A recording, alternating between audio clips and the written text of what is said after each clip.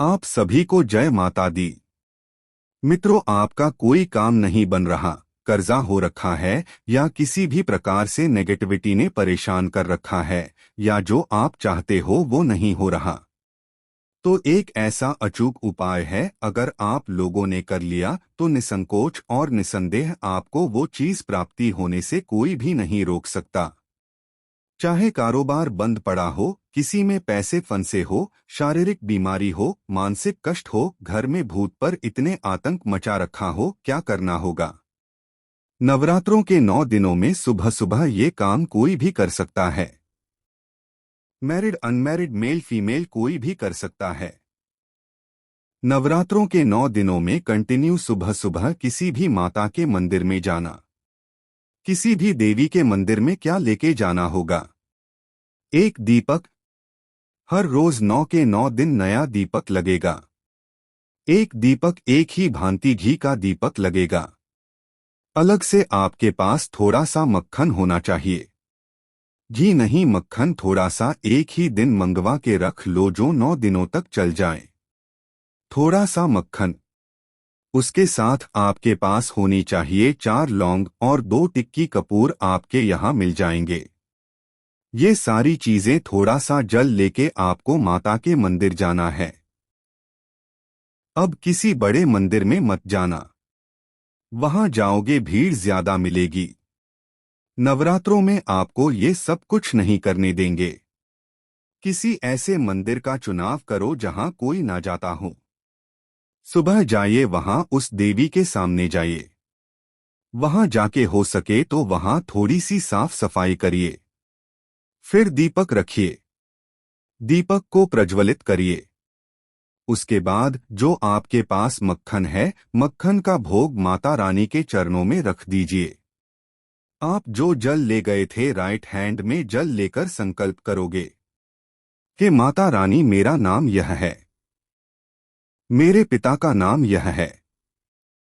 शादीशुदा महिला पति का नाम बोलेगी, यह है, इस जगह के निवासी है, सरनेम यह है, इस समय इस परेशानी से पीड़ित हूं।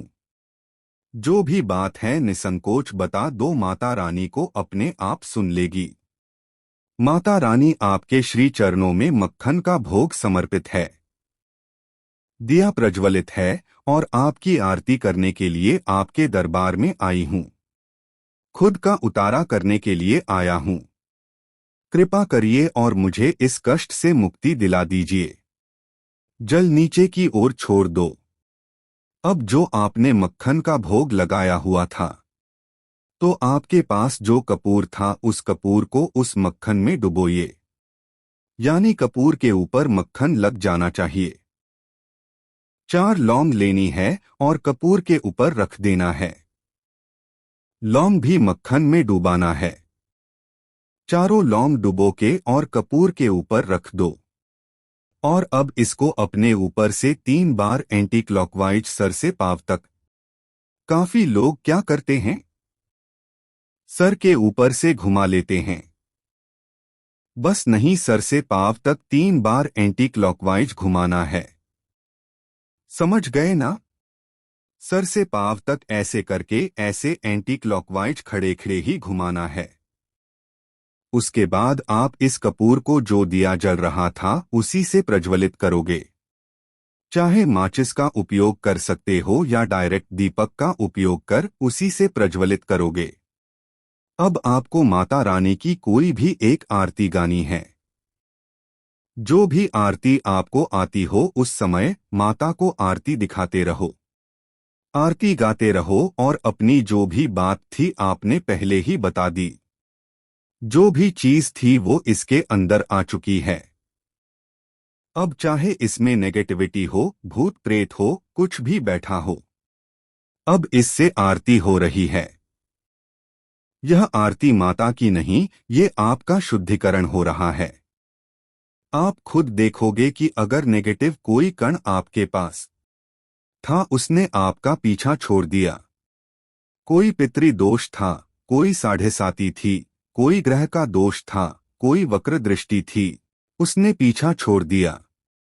कोई तांत्रिक क्रिया थी, वो जलकर भस्म हो जाएगी। 9 के 9 दिन आपको सेम यही काम करना है। उसके बाद आपके पास जो ये जल है ये पूरी तरह अभिमंत्रित हो चुका है। इस जल को वहीं बैठकर पी लीजिए। उसके बाद प्रार्थना करना कि माता रानी जो भी परेशानी लेके आया था या आई थी उसको रख लो अपने चरणों में। बस घर आ जाओ। बाकी सारा दिन जो भी आपका काम है वो काम करो और कुछ नहीं करना।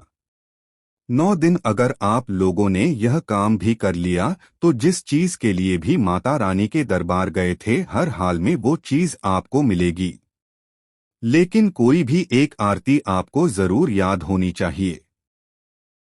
ओम जय अम्बे गौरी जो भी आपको आता है कोई भी एक आरती। काफी लोगों ने ये भी सवाल किया है हमसे कि भाई आरती याद ना हो तो आप देख के पढ़ सकते हो। कोई पुस्तक ले जाना, आरती दाएं हाथ से करोगे बाएं हाथ से देख के आप उसको पढ़ सकते हो, कोई प्रॉब्लम नहीं होगी। काफी लोगों ने कहा कई बार गलती हो जाती है। अरे कोई गलती नहीं होती, भगवान सारी गलती बिसार देते हैं। और अगर भगवान हमारी गलतियों को देखने लगे ना तो संसार का कोई भी जीव भगवान के लायक है ही नहीं। और भगवान साधन साध्य नहीं कृपा साध्य है। पता नहीं वो कब रीझ जाए, किस पर रीझ जाए, क्यों रीझ जाए वो खुद भी नहीं जानते। तो इसलिए बस आज अभी इसी समय से शुरू हो जाओ और नवरात्रों में इस काम को कर दो। निश्चित तौर पे जो चाहोगे वही मिलेगा। जय माता दी।